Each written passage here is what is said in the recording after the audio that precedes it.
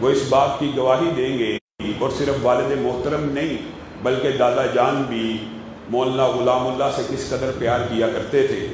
ہمارا توحید کا بھی ایک رشتہ ہے، ہمارا اسلام کا بھی ایک رشتہ ہے، اور ہمارے مشترکات بھی ہیں۔ جس طرح اس ممبر سے، اسٹیج سے مولانا عطا اللہ بندیالوی دفاع صحابہ کے لیے آواز اٹھاتے ہیں، ہمارا بھی خون بڑھ جاتا ہے۔ جس طرح وہ دفاع ختم نبوت کے لیے آواز اٹھاتے ہیں، اللہ کے فضل و کرم سے ہم شانہ بہ شانہ، قدم بہ قدم ایک ہی صف میں، ایک ہی قبیلے میں ان باطل قوتوں کے خلاف کھڑے ہیں۔ اسی طرح میں مولانا حلیق الرحمان صاحب اور معزز جتنے بھی مہمان سٹیج پہ بیٹھے ہیں، سب کا فرداً شکر گزار ہوں کہ انہوں نے مجھے آپ سے ہم کلام ہونے کا موقع عنایت فرمایا۔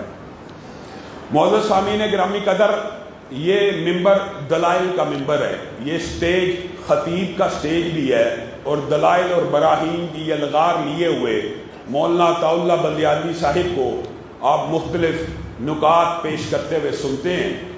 آج چند باتیں انہی کی بات کو آگے بڑھاتے ہوئے آپ کے سامنے رکھنی ہے۔ آج دکھ اور افسوس کی بات ہے کہ ہماری جو نئی نسل ہے، جو یونیورسٹیز اور کالجز میں پڑھتی ہے، وہ ہم سے یہ سوال کرتی ہے کہ یہ مرزا غلام احمد قادیانی ایک مذہب کا نبی ہے، آپ اس کے خلاف کس طرح کے الفاظ بولتے ہیں؟ آپ اس کو دجال کہتے ہیں، آپ اس کو کذاب کہتے ہیں، وہ ایک امت کا نبی ہے، کچھ الفاظ کو نرم کیا کیجیے۔ میرے بھائیوں، یہ مغالطہ، یہ فلسفہ دکھ کی بات ہے کہ ہمیں نوجوان نسل کو سمجھانا پڑ رہا ہے۔ اللہ رب العزت نے ابھی قرآن پاک کی ابتدا ہی کے اندر متقیوں کی ایک صفت بیان کی ہے، والذین یؤمنون بما انزل الیک وما انزل من قبلک۔ کتنے افسوس کی بات ہے، آج ہمیں یہ دلائل نوجوان نسل کے سامنے رکھنے پڑ رہے ہیں۔ قرآن کی ابتدا ہی میں، سورۃ بقرہ کے شروع ہی میں اللہ نے متقیوں کی ایک صفت بیان کی ہے، سب نے یاد رکھنی ہے۔ وہ صفت کیا ہے؟ والذین یؤمنون بما انزل الیک، وہ ایمان لے کے آئے اس وحی کے اوپر جو پیارے نبی صلی اللہ علیہ وسلم آپ کے اوپر نازل ہوئی، اور ساتھ اس وحی کے اوپر ایمان لے کے آئے جو آپ سے پہلے نازل ہوئی۔ اب ایمانداری سے بتائیے، قرآن پاک کے اندر اور احادیث کے اندر ہمیشہ قبلک کا ذکر تو موجود ہے، بعدک کا ذکر موجود ہے؟ کسی حدیث کے اندر، قرآن کی کسی آیت کے اندر یہاں پہ بھی اللہ کہہ رہا ہے کہ جو آپ کے اوپر نازل ہونے والی وحی کے اوپر ایمان لے کے متقیوں کی صفت ہے، اور جو ایمان لے کے آئے وہ وحی کے اوپر جو آپ سے پہلے نازل ہوئی، اور ساتھ ہی متصل کیا بات کہی، وَبِالْآخِرَةِ هُمْ يُوقِنُونَ، اور اس کے بعد آخرت کے اوپر۔ یہ آیت بذات خود اس بات کی دلیل ہے کہ نبی کے بعد وحی کی کوئی گنجائش موجود نہیں ہے۔ نبی سے پہلے تو وحی آئی ہے، اس کے اوپر آپ کا اور میرا ایمان ہونا چاہیے، لیکن نبی کے بعد کوئی وحی۔ مجھے ایک بات بتلائیے، قرآن پاک کا پورا اسلوب، طالب علم بھی بیٹھے ہیں، آپ پورے قرآن پاک کا مطالعہ کیجئے، جہاں جہاں بھی نبی کے بعد نبی کے آنے کی گنجائش موجود ہے، ذکر ہوا۔ نوح کی ذریت میں سے ذکر ہوا، ابراہیم کی ذریت میں سے ذکر ہوا، قرآن پاک میں دعا آئی، ابراہیم دعا کر رہے ہیں کہ میری اولاد میں سے ایک ایسا نبی بھیج جو ان کو آیتیں پڑھ پڑھ کے سنائے۔ اسی طرح وَمُبَشِّرًا بِرَسُولٍ يَأْتِي مِن بَعْدِ اسْمُهُ احمد، حضرت عیسیٰ کے بعد بھی نبوت کی گنجائش موجود تھی، تو قرآن پاک میں آ گیا کہ ایک نبی آئے گا جس کا نام احمد ہوگا۔ کیا نبی کریم صلی اللہ علیہ وسلم کے آ جانے کے بعد کسی حدیث میں، کسی قرآن پاک کی آیت میں یہ ذکر موجود ہے کہ نبوت میرے بعد بھی آئے گی، ایک نبی آئے گا، وحی کا کوئی سلسلہ جاری رہے گا؟ حتیٰ کہ علماء بیٹھے ہیں، یہ بات آپ کو مزید کھول کے بیان کریں گے۔ نبوت تو بڑی دور کی بات ہے، نبوت کا 46واں حصہ، ایک جز بھی رسول اللہ مجھے اور آپ کو بتا کے گئے ہیں کہ نبوت تو بڑی دور کی بات ہے۔ نبوت کا ایک جز 46واں حصہ صرف باقی رہے گا قیامت تک، اور وہ حصہ کیا ہے؟ سچے خواب۔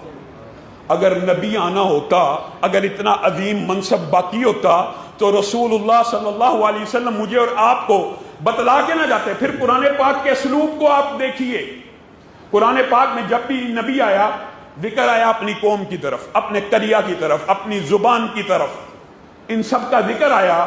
لیکن جب آمنہ کے لال کی باری آئی تو یہ اعلان ہوا، آپ گوروں کے بڑے بن کے نہیں آئے، آپ کالوں کے بڑے بن کے نہیں آئے، آپ سرخوں کے بڑے بن کے نہیں آئے، آپ سفیدوں کے بڑے بن کے نہیں آئے، بلکہ آج وہ آیا ہے جو سارے زمانوں کا امام بن کے آیا ہے اور سارے جہانوں کا امام بن کے آیا ہے۔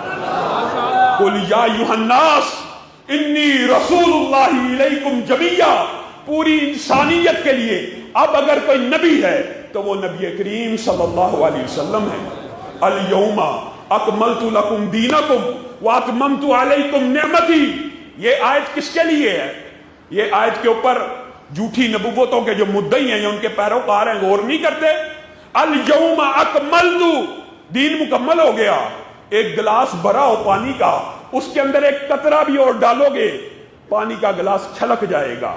دین کے اندر تم کہتے ہو پورے نبی کی گنجائش موجود ہے، معاذ اللہ۔ اللہ کہہ رہے ہیں الْيَوْمَ أَكْمَلْتُ لَكُمْ دِينَكُمْ، تمہارا پورے کا پورا دین مکمل ہو گیا۔ میرے بھائیو، شرح صدر کے ساتھ آپ کا اور میرا یہ عقیدہ ہونا چاہیے، اور مولانا عطا اللہ بندیالوی آپ کو رب کی توحید کی طرف دعوت دیتے رہتے ہیں۔ ہمارا یہ عقیدہ ہونا چاہیے جس طرح رب کی ذات اور رب کی صفات لا شریک ہیں، اسی طرح نبی کی نبوت بھی لا شریک ہے۔ نبی کی نبوت میں بھی کوئی شریک نہیں ہو سکتا۔ ما کان محمد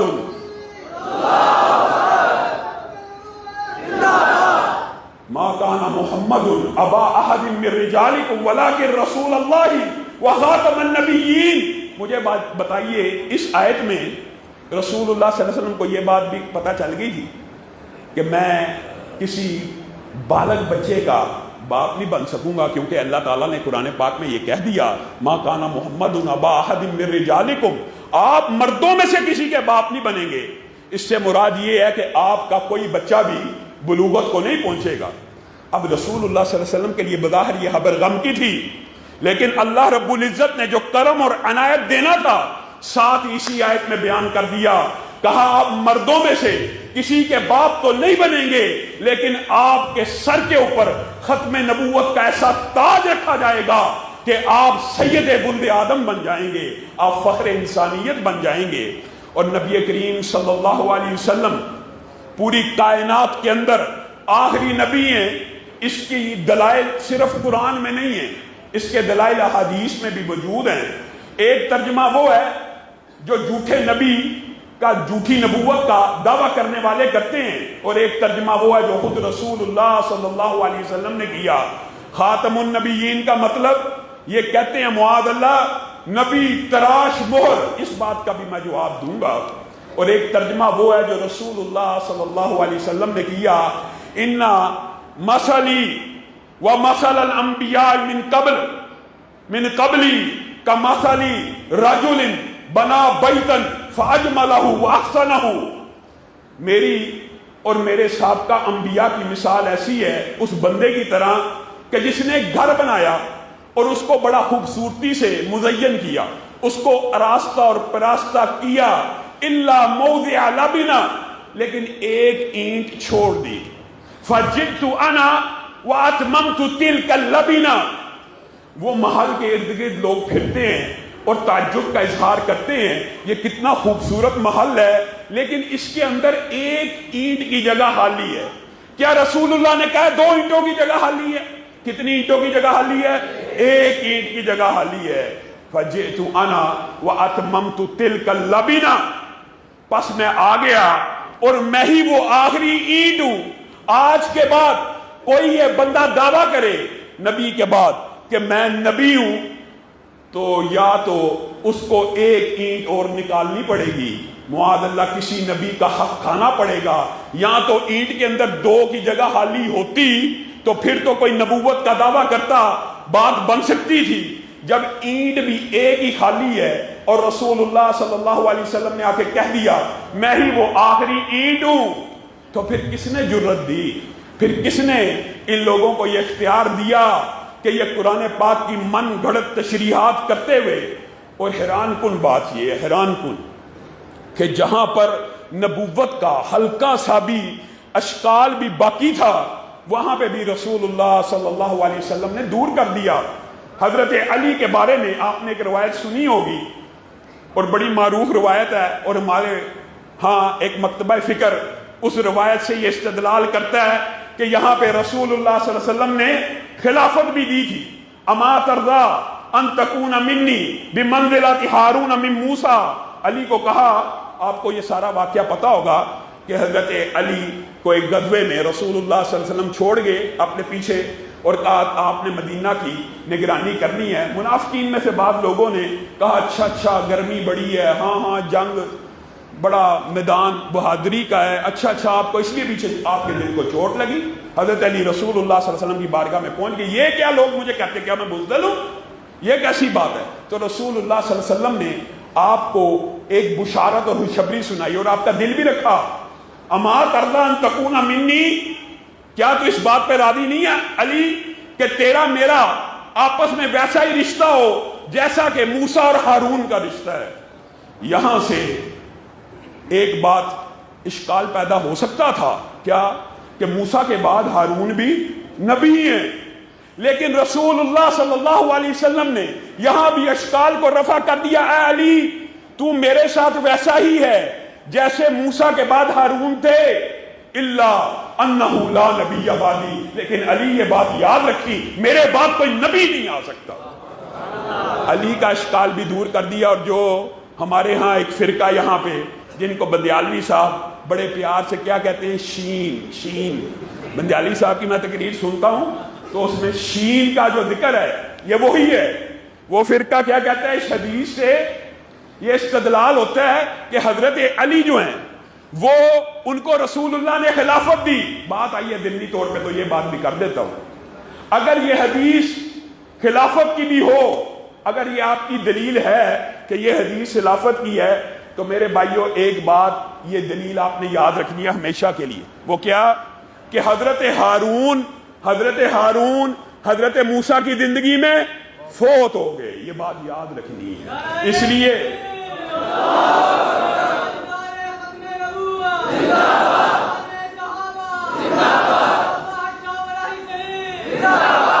اگر حضرت موسیٰ کے دور میں ہی حضرت ہارون فوت ہو گیا تو یہ خلافت کی دلیل کیسے ہو سکتی ہے؟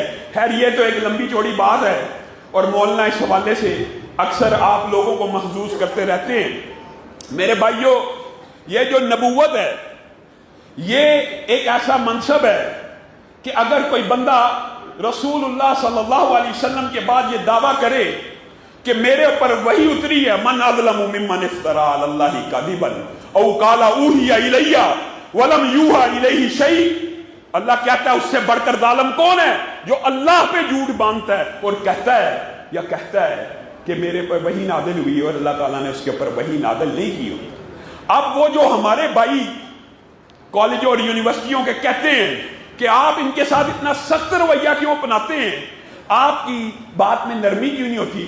آپ ہر ایک سے، دیوبندیوں سے، بریلویوں سے، ہر ایک سے پیار سے بات کرتے ہیں، قادیانیوں کی بات آتی ہے آپ ذرہ برابر رعایت نہیں کرتے۔ اور میرے بھائیوں یہ کوئی میرا نہیں، یہ کوئی بندیالوی صاحب کا عقیدہ نہیں ہے، یہ کوئی میرا اور بندیالوی صاحب کا منہج نہیں ہے، یہ منہج ہے تو رسول اللہ صلی اللہ علیہ وسلم کا منہج ہے۔ انہوں نے کیا کہا تھا؟ رسول رحمت ہے نا، آپ سے بڑا ہلاک کسی کا ہو سکتا ہے؟ رسول اللہ سے بڑا ہلاک کسی کا نہیں۔ آپ کا بھی عقیدہ میرا بھی عقیدہ ہے۔ رسول اللہ نے کیا کہا ان کے بارے میں کہ میرے بعد جو نبوت کا دعویٰ کرے گا وہ دجال تو ہو سکتا ہے، کذاب تو ہو سکتا ہے، نبی نہیں ہو سکتا۔ اور آپ یہ بات جانتے ہیں کہ دجال بھی مبالغے کا صیغہ ہے، کذاب بھی مبالغے کا صیغہ ہے، گویا ان کے ساتھ نرمی نہیں ہو سکتی۔ اور آپ کے علم میں یہ بات بھی ہونی چاہیے کہ رسول اللہ کے دنیا سے چلے جانے کے بعد آپ نے سنا ہوگا بہت سی باتیں کہ منکرین زکوٰۃ کے خلاف اجماع ہوا فلاں، لیکن سب سے پہلے اور سب سے پہلا اجماع رسول اللہ کے بعد صحابہ کا جس بات پہ ہوا وہ مسیلمہ کذاب کی گردن کاٹنے پہ ہوا، اور یہ عقیدہ صحابہ نے آپ کو اور مجھے بتلا دیا۔ کیا عقیدہ؟ رسول اللہ کے بعد اگر کوئی نبوت کا دعویٰ کرے گا اس کو دھرتی کے اوپر زندہ رہنے کا حق نہیں دیا جا سکتا۔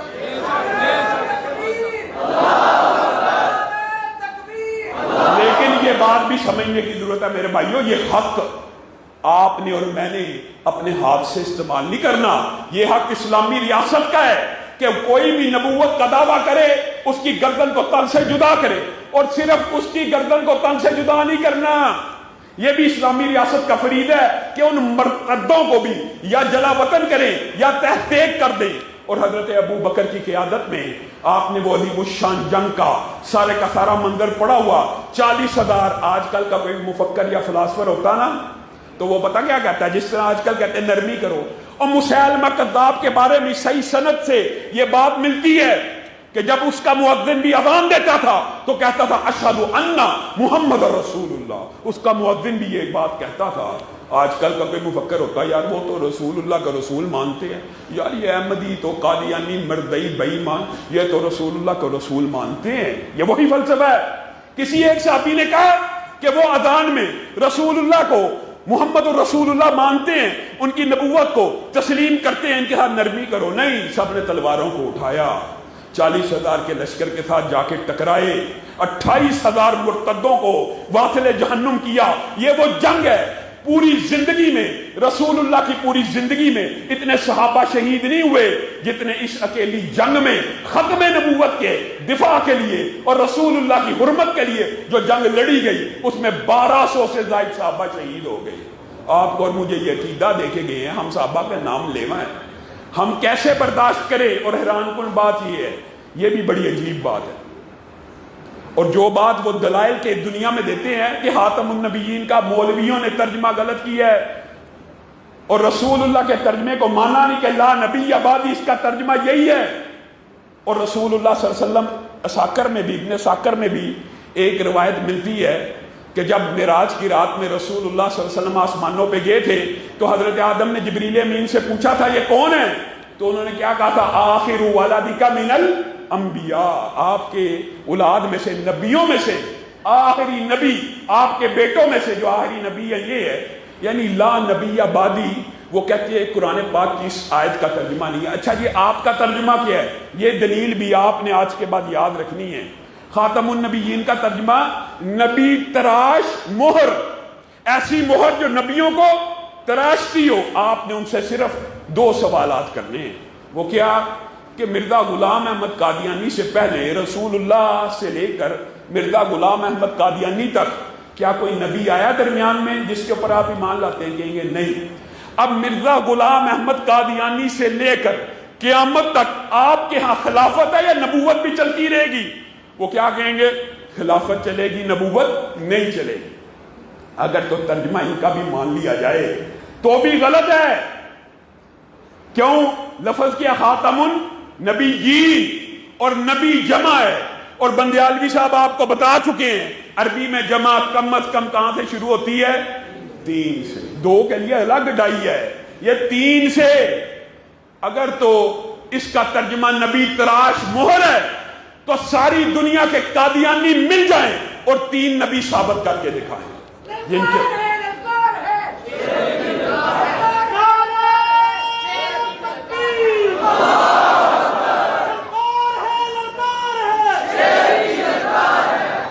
میرے بھائیوں یہ کیسا عقیدہ ہے؟ اور حیران کن بات یہ ہے، ہمارا یہ خطہ اس لحاظ سے ہم بڑے مظلوم ہیں، اس خطے میں مرزا غلام احمد قادیانی جیسے کو بھی امتی مل گئے، معاذ اللہ۔ اور افسوس اور دکھ کی بات ہے نا، جو خود لکھتا ہے کہ میں نے گوروں کی خدمت کے لیے، برطانیہ کی حکومت کے لیے اتنی خدمات پیش کی۔ علامہ شہید کی کتاب قادیانیت کے اندر بھی یہ حوالے موجود ہیں، اور اس میں سے ایک خلاصہ اور اختصار میں نے بھی پیش کیا، اس کے اندر بھی یہ حوالے موجود ہیں۔ کہتا ہے میں نے جہاد کے انکار کے اوپر اور گوروں کی خدمات کے اوپر اتنی کتابیں لکھی کہ پوری الماریاں بھر جائیں۔ یہ اس کے لیے باعث فخر بات ہے۔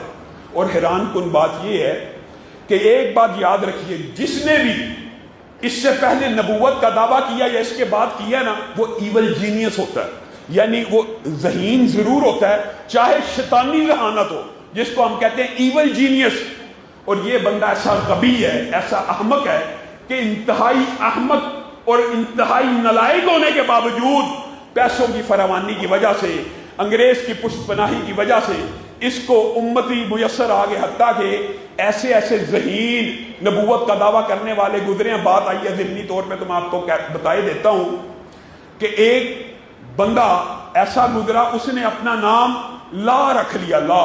اور جب اس کا نام مشہور ہو گیا نا، اس نے کہا یہ جو حدیث ہے نا اس میں راوی کو غلطی لگی ہے، لا نبی آبادی نہیں ہے بلکہ کیا ہے، لا نبی بعدی ہے. مبتدا خبر بنا دی اور کہا یہ خبر ہے کہ لا نامی نبی آئے گا. پہلے اپنا نام لا مشہور کیا اور کیا کہا، لا نبی بعدی حدیث تھی، یہ راوی نے غلطی کی، یہ لا نبی بعدی کا تھی، میں ہی وہ لا ہوں. اسی طرح ایک شخص آپ نے پڑھا ہوگا خلیفہ ہارون الرشید کے دور میں، ایک بندے نوح نامی بندے نے دعویٰ نبوت کیا. اس سے پوچھا گیا تیرے پاس کیا دلیل ہے نبوت کی؟ تو علماء نے اس وقت ایک فتویٰ دیا تھا، سبحان اللہ، قربان جائیں، کہ جھوٹے نبی سے کوئی اگر دلیل بھی مانگے گا تو وہ بھی مرتد ہو جائے گا. لیکن صرف مناظرانہ انداز میں کسی کو بات سمجھانے کے لیے ان سے دلائل پوچھے گے کہ تو جو کہتا ہے میں نبی ہوں، کا وہ قرآن پاک کی جو آیت ہے نا کہ 50 برس کم 1000 نو دنیا میں رہے تو وہ باقی 50 برس میں پورے کرنے آ گیا. ایک عورت تھی ایول جینیس اسی طرح کہنے لگی کہ لا نبی آبادی تو ہے، لا نبیت آبادی تو نہیں ہے نا. تو میں عورت ہوں، اور کہنے کا مطلب یہ ہے کہ ذہین لوگوں نے نبوت کے دعوے کیے، ایول جینیس. اور یہ ایسا غبی ہے، اپنی طرف سے نہیں کہہ رہا، ایک حوالہ ذمہ داری ہے میری اور میرے نائبین مولانا ارشد بیگم کوٹی سمیع اللہ شاہد، حتیٰ کہ بندیالوی صاحب بھی ذمہ دار ہیں حوالہ دینے کے. یہ کہتا ہے کہ ماشاءاللہ اپنے بارے میں خود بیان کر رہا ہے کہ میں ایک جیب میں گڑ کا ڈیلا رکھ لیتا تھا اور ایک جیب میں مٹی کا ڈیلا رکھ لیتا تھا، اور مٹی کے ڈیلے سے استنجا کیا کرتا تھا، اور جب واپس جا رہا ہوتا تھا تو کئی مرتبہ گڑ کی جگہ مٹی کا ڈیلا منہ میں ڈال لیتا تھا. بتائیے، یہ اس کی کل عقل ہے. کہتا ہے جب میری شادی ہوئی تو میں شادی کے قابل نہیں تھا، لیکن ابھی 6 مہینے نہیں تھے گزرے کہ بچہ پیدا ہو گیا. علامہ شہید نے اس بات کا جواب دیا تھا اور کہنے لگا یہ میرا معجزہ ہے، ابھی 5 ماہ نہیں تھے گزرے بچہ پیدا ہو گیا، اور جب میری شادی ہوئی میں شادی کے قابل نہیں تھا، یہ میرا معجزہ ہے. اس سے معجزے پوچھے گئے، اس نے کہا سارے نبیوں کے معجزے ایک طرف، مجھ اکیلے کے 50,000 معجزات ہیں، ان میں سے ایک معجزہ یہ بھی ہے. تو علامہ شہید نے یہ بات کہی تھی، یہ معجزہ تیرا نہیں ہے، تیری بیوی کا، اور اس کا باپ اگر کوئی ہے تو حکیم نور الدین ہے، کیونکہ اس کی بیوی نے خود لکھا، کتاب میں موجود ہے کہ بیوی تو میں مرزا غلام احمد قادیانی کی ہوں، لیکن حکیم نور الدین صاحب لونڈی تو میں آپ کی ہوں. معاذ اللہ، یہ وہ نبی ہے؟ کیا یہ خاندان، کیا اس طرح کا خاندان، کیا یہ نبیوں کی خصائل ہوتے ہیں؟ پھر کیسا بدزبان آدمی ہے. کہتا ہے ہر بندے نے میری نبوت کا یقین کیا سوائے معاذ اللہ طوائفوں کے، اور وہ جو لفظ ہیں جو ہم سٹیج پہ کہہ ہی نہیں سکتے، بدکارہ عورتوں کے علاوہ، اور گندا لفظ یوز کر کے کہتا ہے طوائفوں اور فلانیوں کے بچوں نے صرف میری نبوت کا انکار کیا. بندہ اس کا عقل سے پوچھے، نبوت کا انکار تو میں اور تو کر رہے ہیں، اس میں اس ماں کا کیا قصور ہے؟ یہ کیسا بد عقل آدمی ہے. اور اس نے گستاخی کی بھی کوئی قبیل نہیں چھوڑی. معاذ اللہ حیران رہ جائے، اویئرنیس نہیں ہے، لوگوں کو پتہ نہیں ہے. کہتا ہے میری شہر ہر وقت کربلا میں ہے، اور حسین جیسے 100 معاذ اللہ میں اپنے گریبان پہ لیے پھرتا ہوں. تم مردہ علی کی کیا بات کرتے ہو؟ میں زندہ علی تمہارے اندر موجود ہوں. پھر اس بدبخت نے حضرت فاطمہ کی ایسی توہین کی ہے. کیا کہتا ہے بک بک کرتے ہوئے کہ حضرت فاطمہ نے مجھے اپنے قریب کیا، یہاں تک کہ میرے سر کو اپنی ران پہ رکھا. اور بدبخت نے حرزہ سرائی کرتے ہوئے کہا، اور حضرت فاطمہ نے مجھے سب کچھ سکھا دیا. یہ ملعون آدمی اس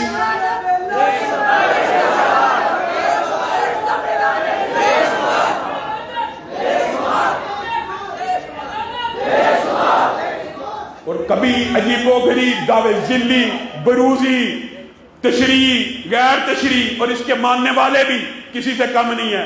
کوئی رحم کے اور کوئی مداحنت کے جذبات آپ کے اور میرے درمیان دلوں کے اندر یہ سیکولر لوگوں کے پراپوگنڈے سے نہیں آنے چاہیے. کیا کہتے ہیں؟ معاذ اللہ، محمد پھر اتر آئے ہیں ہم میں، معاذ اللہ، اور پہلے سے بڑھ کے ہیں اپنی شام میں. محمد دیکھنے ہو جس نے اکبر، غلام احمد لانتی کو دیکھ لے قادیاں میں. یہ بات ہے کرنے والی. تم کہتے ہو اس سے نرمی رکھی جائے. میں حکومت سے بھی، اداروں سے بھی یہ بات کہنا چاہتا ہوں کہ اگر ایک پیپسی بنانے والی کمپنی، ایک کوکا کولا بنانے والی کمپنی اگر کوئی جعلی ٹیگ لگا کے بیچتا ہے، آپ اس کے خلاف پرچے کرتے ہیں، تو یہ اسلام کا اور مسلمانوں کا جعلی ٹیگ لے کے کیوں کر ہمارے درمیان میں پھر سکتے ہیں؟ جبکہ پاکستان کے آئین میں لکھا ہے، آئین اور قانون میں لکھا ہے، یہ اپنے آپ کو مسلمان نہیں کہہ سکتے، اپنی عبادت خانے کو مسجد نہیں کہہ سکتے، اپنے دفن خانے کو قبرستان نہیں کہہ سکتے، اذان نہیں دے سکتے. جب یہ پاکستان کے قانون اور آئین کو نہیں مانتے، آپ کو ان کے ساتھ کیا مفادات ہیں؟ کبھی عبدالشکور قادیانی، کبھی آسیہ ملونہ کی رہائی، کبھی کیا عاطف قادیانی کی تقرری. یہ کیا تماشا ہے جی؟ ان کو اقلیتوں کے حقوق دے دیے جائیں، اقلیتوں کے حقوق دے دیے جائیں. اقلیت کا حق قادیانیوں کو صرف ایک صورت میں مل سکتا ہے، جب سارے قادیانی رہنما جمع ہو جائیں اور اس بات کا اعلان کریں اور اقرار کریں ہمارا اسلام سے کوئی تعلق نہیں. پھر اہل سنت کے علماء اس بارے میں غور کریں گے کہ ان کو اقلیت ماننا کہ نہیں ماننا. اگر یہ کہیں گے کہ ہم مسلمان ہیں تو پھر ہر عالم کا یہ فتویٰ ہے تو مسلمان نہیں ہے بلکہ تو مرتد ہے اور تجھے اقلیتوں کے حقوق نہیں دیے جا سکتے. یہ عجیب بات ہے کہ ان کو اقلیتوں کے حقوق دے دو، اقلیت کے طور پہ قبول کر لو. کیسے قبول کر لیا جائے؟ اقلیت کافر ہوتی ہے، اقلیت اپنے آپ کو مسلمان کلیم نہیں کرتی. یہ ٹیگ بھی اسلام کا لگائیں. جعلی بوتل بکنا تو پاکستان میں جعلی کوکو کولا کا کوئی ریپ گھر میں بنا کے لگا کے بیچ سکتا ہے، پیپسی کا بیچ سکتا ہے. تو یہ اسلام کا ٹیگ اتنا ہی سستا ہو گیا کہ جو مرضی لگا کے پھرتا رہے اور کوئی اس کو پوچھنے والا نہ ہو. یہ ہماری کمزوری ہے. لیکن جس طرح 73 کے اندر 77 کے اندر علماء نے ختم نبوت کے لیے قربانیاں دی، میں آپ لوگوں سے بھی وعدہ لینا چاہتا ہوں کہ جب بھی ضرورت پڑی میدان عمل میں نکلنے کے لیے تیار ہوں. میرے بھائیوں یاد رکھو، جس طرح ہمارا یہ عقیدہ ہے کہ ختم نبوت کا ہر منکر کافر اور مرتد ہوتا ہے، اس سے کسی قسم کی کوئی روح رعایت نہیں ہو سکتی، اسی طرح حدیث کے مطابق ہمارا یہ عقیدہ ہے. اور حدیث آپ سن لیں، کیا اگر کوئی اپنے مسلمان بھائی کو کافر کے، حدیث سنی ہوئی ہے نا، تو دونوں میں سے ایک کافر ہو جاتا ہے. حدیث پکی ہے نا، سنی ہوئی ہے کہ اگر کوئی مسلمان کسی دوسرے مسلمان کو کافر کہے تو یا کہنے والا کافر ہے یا جس کو کہا گیا ان دونوں میں سے ایک کافر لازمی ہو گیا. اور ہمارے بدقسمتی کی بات ہے، اس خطے میں ایسے لوگ بھی موجود ہیں جو کسی عام مسلمان کو کافر نہیں کہتے، بلکہ کس کو کہتے ہیں؟ معاذ اللہ ابو بکر بے ایمان ہو گئے، معاذ اللہ عمر کا ایمان نہ رہا، معاذ اللہ. یعنی جن کے لیے اللہ نے آسمان سے وحیاں نازل کی، وَكُلًّا وَعَدَ اللَّهُ الْحُسْنَى، کہ نبی کو جس نے حالت ایمان میں دیکھ لیا اللہ نے اس آنکھ کے اوپر جہنم کی آگ کو حرام کر دیا. بتائیے آپ ایمانداری سے ایک بات بتلائیے، جنتیوں کے لیے حدیث میں آتا ہے نا کہ جنتی جب جنت میں چلے جائیں گے، تمام جنتی جب جنت میں چلے جائیں گے، اللہ تعالیٰ نعمتیں دیتا رہے گا. پھر بالآخر پوچھے گا جنتیوں کے سال میں ہو، جنتی کہیں گے ہر چیز تو مل گئی، حوریں، غلمان، کھانا، دیدار، ہر چیز تو ہو گیا. تو اللہ تعالیٰ اس وقت کہے گا وَرِضْوَانٌ مِّنَ اللَّهِ أَكْبَرُ، ایک چیز باقی ہے، ایک نعمت باقی ہے، اور وہ نعمت کیا ہے؟ میں تم سے راضی ہو گیا. جس طرح تمہارے باپ آدم کو ناراض ہو کے کبھی جنت سے نکالا تھا، آدم کے کسی بیٹے کو جنت سے نہیں نکالوں گا. یہ حدیث سب نے سنی ہوئی ہے.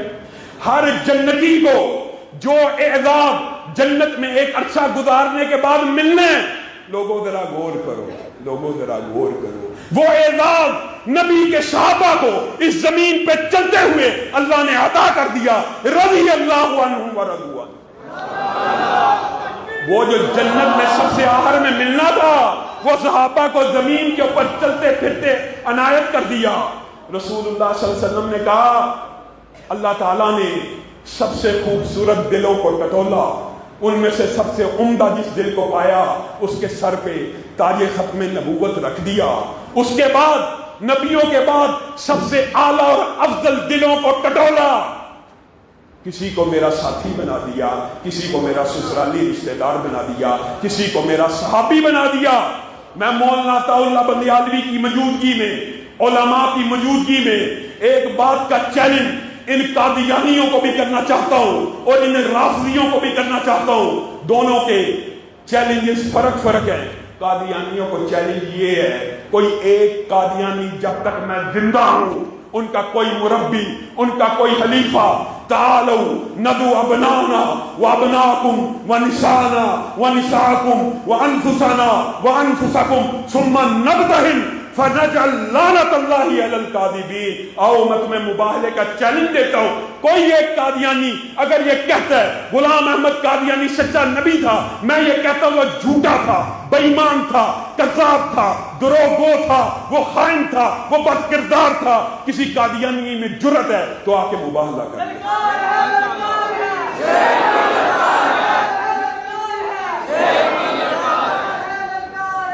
اسی طرح میں رافضیوں میں سے ان بدماشوں کو یہ چیلنج دینا چاہتا ہوں جو ابو بکر سے لے کر امیر معاویہ تک کسی صحابی کو جہنمی سمجھتے ہیں۔ میں یہاں پہ اعلان کرتا ہوں کہ نبی کا ہر صحابی جنتی ہے، ابو بکر سے لے کے معاویہ تک ہر صحابی جنتی ہے۔ آ جاؤ، کسی کے اندر جرأت ہے، میں مباہلہ کرنے کے لیے تیار ہوں، اور میرے ساتھی اور رفقا یہاں پہ بیٹھے ہیں، میں چلا بھی جاؤں گا، اس بات کے گواہ موجود ہیں۔ کسی رافضی میں، کسی قادیانی میں جرأت ہے تو ہمارے مباہلے کا چیلنج قبول کر لیں۔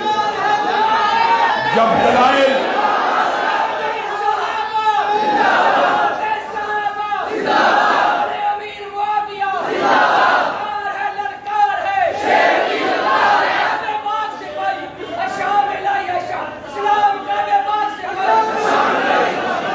مجھے ایک بات بتلائیے، کیا ابو بکر کی صدیق کی صداقت کی جنگ لڑنے کے لیے تیار ہیں؟ عمر فاروق کی عدالت کی جنگ لڑنے کے لیے تیار ہیں؟ ذوالنورین کی شہادت کی جنگ لڑنے کے لیے تیار ہیں؟ علی کی شجاعت کی جنگ لڑنے کے لیے تیار ہیں؟ حسن و حسین کی سیادت کی جنگ لڑنے کے لیے تیار ہیں؟ اور سیدنا امیر معاویہ کی قیادت کی جنگ لڑنے کے لیے تیار ہیں؟ سبحان ربک رب العزت عما یصفون وسلام علی المرسلین والحمد للہ۔